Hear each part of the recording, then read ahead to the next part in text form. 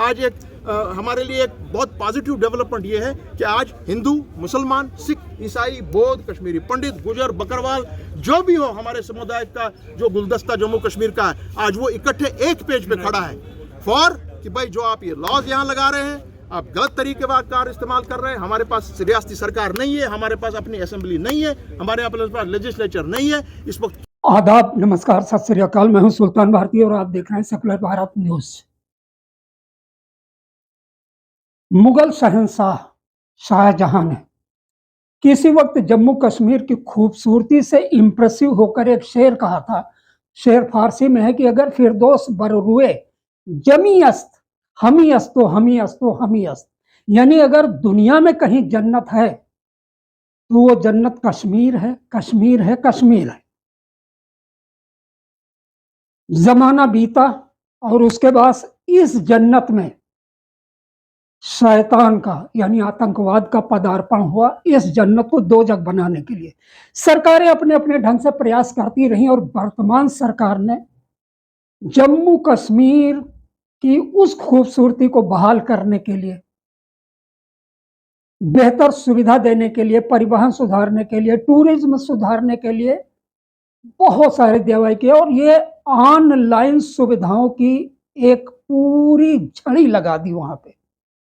और उनका दावा है कि 370 हटने के बाद में जम्मू कश्मीर में बढ़ता हुआ टूरिज्म उद्योग इस बात का गवाह है कि यह सब कुछ जम्मू कश्मीर के निवासियों के लिए बेहतरी के लिए किया गया।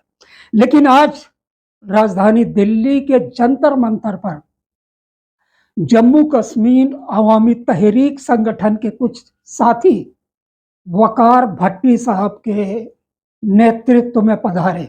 वकार भट्टी वो नाम है जिसको अगर ये कहा जाए कि आज के दौर में जम्मू कश्मीर की आवाज बन चुके हैं तो गलत नहीं होगा।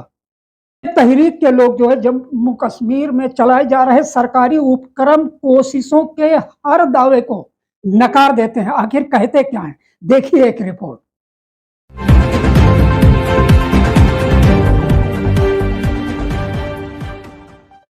मैं उम्मीद करता हूं कि ये बातें सरकार ध्यान से सुनेगी और जो हमारे पॉलिटिकल प्रिजनर्स हैं उनके साथ उनकी हर केस को एग्जामिन करना चाहिए और जल्दी से जल्दी उनकी रिहाई की कोशिश होनी चाहिए। ये बहुत ज़रूर है कि आप 10 साल से 15 साल से जेलों में हैं और वो जम्मू एंड कश्मीर में नहीं और जगह हैं, और बहुत से ऐसे इम्पोर्टेंट लोग हैं जो हर मामले में गांधीयन प्रिंसिपल को फॉलो करते हैं अपनी। मैं उनमें से कुछ व्यक्तियों का मित्र हूँ, तो मैं चाहूँगा कि पॉलिटिकल प्रिजनर्स का मामला सीरियसली अमित शाह साहब और उनके सहयोगी लें, जिससे कि हम एक अच्छा वातावरण भी जम्मू एंड कश्मीर में कायम कर दें। उससे कॉन्फिडेंस पैदा होगा, वहाँ के लोगों का एक emotional integration rest of the country के साथ होना ज़रूरी है, वो होगा। कोई शराब के ऊपर कहता है कि भाई हमें शराब नहीं पीनी, हमारे शहर में शराब नहीं चाहिए। जम्मू कश्मीर में शराब, अगर आप वाइन शॉप हर जगह खोल रहे हो, गुजरात में आप बैन कर रहे हो, दिल्ली में आप बैन कर रहे हो, बिहार में शराब बैन है, फिर जम्मू कश्मीर में शराब को खुलेआम क्यों कर रहे हो? ड्रग्स हर घर में पहुंच चुका है। ड्रग्स के लिए कोई अच्छी पॉलिसी आप नहीं बना रहे हो क्योंकि आपके के लोग मिले हुए होते हैं उसमें। तो हम चाहते हैं चाहे वो ड्रग्स हो, शराब हो, बिल्कुल टोटल बैन हो जम्मू कश्मीर में। ड्रग्स भी जान लेता है और शराब भी जान लेती है। तो अगर ड्रग्स पाबंदी है तो शराब पे भी पाबंदी होनी चाहिए। तो शराब को खुलेआम क्यों रोडों पे, सड़कों में हमारे जो यंग बच्चे हैं, नौजवान हैं, जिनके पास रोजगार नहीं है, जो 335 के बाद जो उनकी हालात है, फ्रस्ट्रेशन में है, जॉब्स नहीं है, अच्छी एजुकेशन नहीं मिल रही है, वहाँ बोलने की आज़ादी छीन ली गई है, मीडिया से कलम छीन ली गई है, उस हालात में आप वाइन शॉप खोल रहे हो और आप कह रहे हो दुनिया भर में हमने बहुत अचीवमेंट कर दिया जम्मू कश्मीर में। आप जम्मू कश्मीर में जाते हो, बाहर के 2-4 टूरिस्ट जाते हो, शो ऑफ करते हो दुनिया भर में कि हमने बहुत कुछ पा लिया। उसके बाद जो उलमा दीन हमारे धार्मिक गुरु जो हमारे, मुझे बताइए कि उनका क्या कसूर है? वीरी साहब की बात करूं, माजिद साहब की बात करूं, दाऊदी साहब की बात करूं, मीरवास उमर फारूक साहब को कब से 2019 से अंदर जेल में बंद रखा हुआ है।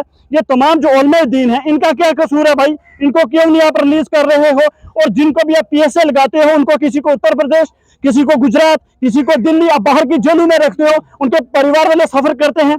इसमें चाहे नौजवान हो, लीडरशिप हो, जो भी इसमें आता है वो सफर कर रहा है। और खासकर जो परिवार होते हैं वो बहुत सफर करते हैं, क्योंकि उनको दिल्ली गुजरात आना पड़ता है अपने फैमिली अपने परिवार को मिलने के लिए। तो हम गुजारिश करते हैं होम मिनिस्टर साहब को, प्राइम मिनिस्टर साहब को, क्योंकि हम थक चुके हैं, क्योंकि एलजी के दरवाजे ठरका ठरका के हम थक चुके हैं। और एलजी साहब फरमान लेते हैं होम मिनिस्टर और प्राइम मिनिस्टर से, इसलिए हम दिल्ली आए हैं प्रोटेस्ट करने के लिए कि दिल्ली हमारी फरियाद होम मिनिस्टर सुने, प्रधानमंत्री सुने कि भाई जो तुम जम्मू कश्मीर में कर रहे हो, जो भी जितने भी नए कानून बना रहे हो, वो हमें एक्सेप्ट नहीं है।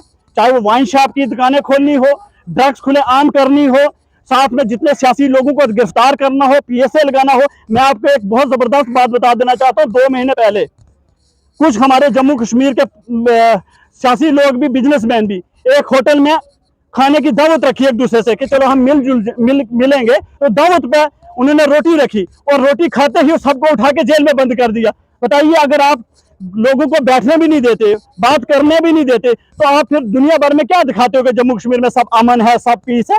इस डेमोक्रेसी में पारदर्शिता को लेकर आपकी क्या शिकायत है?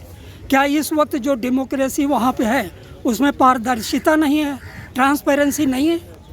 जी, एक्चुअली जो डेमोक्रेसी है, जो हमारा कॉन्स्टिट्यूशन है, वो ट्रांसपेरेंट नहीं है। जो अभी कश्मीर में चल रहा है वो नहीं है, वो ऑल ओवर इंडिया में भी नहीं चल रहा है। वो ट्रांसपेरेंसी कहीं पे नहीं है पूरे हिंदुस्तान में। जब से बीजेपी सेंट्रल गवर्नमेंट आई है, तब से जो पारदर्शिता हमारे डेमोक्रेसी का है वो ख़त्म हो चुका है। अच्छा जी, तब से ट्रांसपेरेंसी पूरी ख़त्म हो चुकी है। तब से वायलेंस क्रिएट हो चुका है पूरे कश्मीर में और पूरे हिंदुस्तान में। मैं दारू की बात करता हूँ।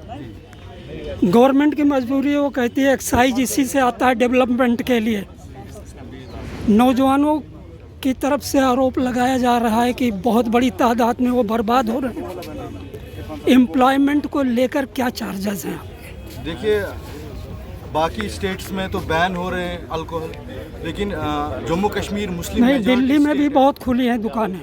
दिल्ली में भी खुली हुई है, लेकिन हम जम्मू कश्मीर की बात करें तो वो मुस्लिम मेजॉरिटी है। और हमारे रिलीजन, इसका नाम इस्लाम है, पूरा बैन है उस पर, अल्कोहल पे। हम अल्कोहल कंज्यूम नहीं कर सकते हैं। और आप देखिए, ड्रग्स हमारे जम्मू कश्मीर में 10 लाख से ज़्यादा लोग ड्रग्स ले रहे हैं, जिसमें मेल्स भी आ रहे हैं, फीमेल्स भी आ रहे हैं। तो और सुनने में आया, जो हमारे डॉक्टर्स हजरात हैं वो बोलते हैं कि हीरोइन ज़्यादा कंज्यूम होते हैं, वो डायरेक्ट सिरिंज यूज़ करते हैं ड्रग्स के लिए, इनहेल नहीं कर पा रहे, वो डायरेक्ट सिरिंज से ड्रग्स कर रहे हैं। हीरोइन ज़्यादा कंज्यूम किया रहा है हमारे जम्मू कश्मीर में, तो कश्मीर बर्बाद हो रहा है। तो हीरोइन आ कहाँ से रही है? जो हम पंजाब का जो हालत हुआ ड्रग्स पे, वो हम कश्मीर में नहीं देखना चाहते हैं। नहीं, सरकार के पास इसका क्या जवाब है जांच एजेंसियों की? ये आखिर हीरोइन आ कहाँ से रही है? जी, वही डीप रूट कॉज जो है वो ख़त्म नहीं कर पा रहे। जो जड़ है, जड़ को ख़त्म करना चाहिए। हमारे पास इतने सारे एजेंसीज हैं जो काम कर रहे हैं इस ड्रग्स पे, पुलिस है, बाकी सिक्योरिटी एजेंसी है, लेकिन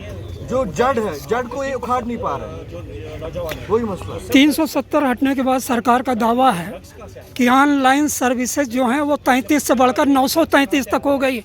कश्मीरी परेशान है कि प्रॉब्लम बढ़ गई। हकीकत क्या है?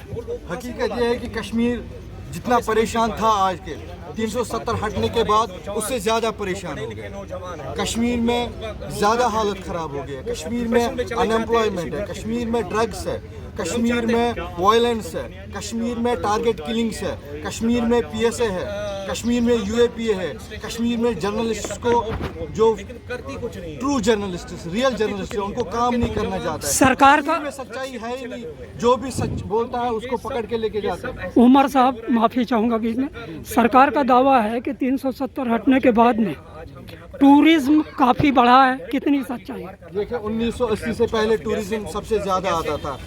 2019 के बाद देखो, टूरिस्ट तो कश्मीर आ रहा है। कश्मीर को स्वर्ग कहा जाता है, जन्नत कश्मीर बोल, तो टूरिस्ट तो आ ही जाएंगे। जब वायलेंस नहीं होगा तब तो टूरिस्ट आ ही जाएंगे। लेकिन 2019 से पहले भी टूरिस्ट आते थे, ऐसा नहीं है। तो कुछ साल के बाद वो बंद हो गया। लेकिन 90-80s की बात करें, ज़्यादातर फॉरेन टूरिस्ट आते थे कश्मीर में। ऐसा नहीं है कि टूरिस्ट पहले से नहीं आते थे। ये इस 1-2 साल थोड़ा नॉर्मल से रही है तो तब जाके टूरिस्ट इंडस्ट्रीज बिजनेस नहीं है। टूरिस्ट इंडस्ट्री सिर्फ टूरिस्ट इंडस्ट्री जो काम करते हैं उनको फायदा आ रहा है। जो आम लोग जो है, जो नॉर्मल कॉमन पीपल जो अलग अलग बिजनेस करते हैं, तो उनसे तो कोई फायदा नहीं आ रहा है ना उनका। तो ओवरऑल अगर आप देखेंगे तो पूरा अनएम्प्लॉयमेंट वहाँ पे, और उस अनएम्प्लॉयमेंट की वजह से ड्रग्स में लोग जा रहे हैं और दूसरे गलत कामों में। जो यूथ है, यूथ हमारा बैकबोन है। यूथ बैकबोन होता है पूरे कंट्री का, पूरे स्टेट का। लेकिन जब यूथ इन चीजों में लगे रहे, पहले स्टोन पेल्टिंग था, अब ड्रग्स आ गया, तो आप देखिए, आप खुद समझिए, जो हमारे फिलैंथ्रोपिस्ट है, पॉलीमैथ है, जितने भी नॉलेज इंसान है, जितने भी हमारे एक्टिविस्ट्स हैं, पॉलिटिकल लीडर्स है, सोशल लीडर्स है, जितने हमारे साइंटिस्ट है, जो भी हमारे फिलैंथ्रोपिस्ट है, जो इस पे जिनको बात करनी चाहिए थी, इन पे नहीं कर रहे हैं, सब चुप है। बहुत बहुत शुक्रिया आपका। एक सवाल आपसे है, पहले तो आप अपना नाम बताइए। जावेद भाई, आपसे एक सवाल ये है कि यहाँ पे ये पॉलिटिकल प्रिजनर के रिहाई की बात हो रही है, फास्ट ट्रैक की बात कर रही है। पॉलिटिकल प्रिजनर्स में क्या आप JKLF के चीफ यासीन मलिक को भी इंक्लूड करते हैं? देखिए, जब पॉलिटिकल प्रिजनर्स की बात आ रही है तो ऑब्वियसली वो भी पॉलिटिकल, हमने भी इलेक्शन लड़े हैं तो वो भी उसमें आ रहे हैं। लेकिन 30 साल पहले उनके ऊपर नीलकंठ गंजू, एक सेशन जज के मर्डर का चार्ज है, तो कैसे उनकी रिहाई की मांग आप ऐसे कर सकते हो? तो केस तो कोर्ट के सामने है, तो वो मसला जो है वो सब जुडिस है, तो उसमें हम कुछ कह नहीं सकते हैं, वो कोर्ट ही फैसला करेगा। कोर्ट ही फैसला सुनाएगा। आप नौजवान हैं, ज़्यादातर लोग यहाँ पे नौजवान हैं। मैं एक चीज़ चाहता हूँ, एम्प्लॉयमेंट के लिए, सुधार के लिए, शांति के लिए वहाँ पर पहला कदम क्या होना चाहिए? पहले से जब 2019 5 अगस्त को 370 एब्रोगेट किया गया, उसके बाद बोला गया कि हमने नया कश्मीर बनाया। आप मुझे बताएं, नया कश्मीर में किया क्या उन्होंने? लोग पत्रकारिता पे पाबंदी मंजूर नहीं, मंजूर नहीं। पत्रकारिता पे पाबंदी मंजूर नहीं, मंजूर नहीं। पत्रकारिता पे पाबंदी मंजूर नहीं, मंजूर नहीं। जिस कश्मीर को खून से सींचा वो कश्मीर हमारा है। जिस कश्मीर को खून से सींचा वो कश्मीर हमारा है। जिस कश्मीर को खून से सींचा वो कश्मीर हमारा है। अब बोलो।